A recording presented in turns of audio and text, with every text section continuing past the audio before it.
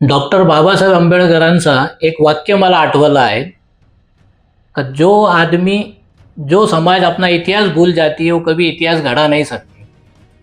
तर मला कुठेतरी असं वाटतंय का आपले अहमदनगरचे लोकप्रतिनिधी हे एकतर इतिहास यांना माहीतच नाही आहे. अहमदनगरचा आणि अहमदनगरचे मोहरमचा एक इतिहास आहे.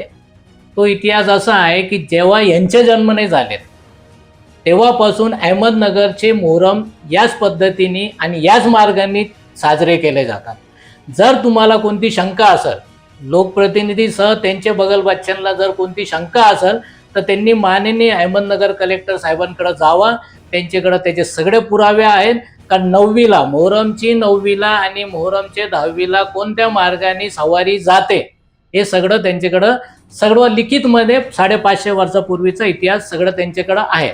दुसरी गोष्ट की सावेडीमध्ये काही लोकांचं असं म्हणणं आहे की सावेडीमध्ये आम्ही सवारी तिथं गावात नेऊ देणार नाही. तर मी त्यांना सांगू इच्छितो का आपले जन्म झाल्याचे पहिलेपासून म्हणजे 550 वर्षापूर्वीपासून ती सवारी इमाम हुसेनची सवारी सावेडी गावात येते आणि तिकडची सवारी मग गावात ती पूर्ण मिरवली जाते आणि मग ती विसर्जनासाठी नेली जाते. तर मी त्यांना सांगू इच्छितो की आपले एक 2-4 जण आहे गावातले त्यांचा आणि ट्रस्टींचा कुठंतरी वाद आहे असं मला कुठंतरी वाटतं. त्यांनी लोकप्रतिनिधीला हाताशी धरून हा म्हणजे तो वाद हिंदू मुस्लिमवर आणण्याचा प्रयत्न केला. पण कदाचित ते विसरलेत की गावामध्ये काही वर्षापूर्वी म्हणजे अहमदनगरमध्ये काही वर्षापूर्वी गणपती आणि मोहरम एकत्र आले होते.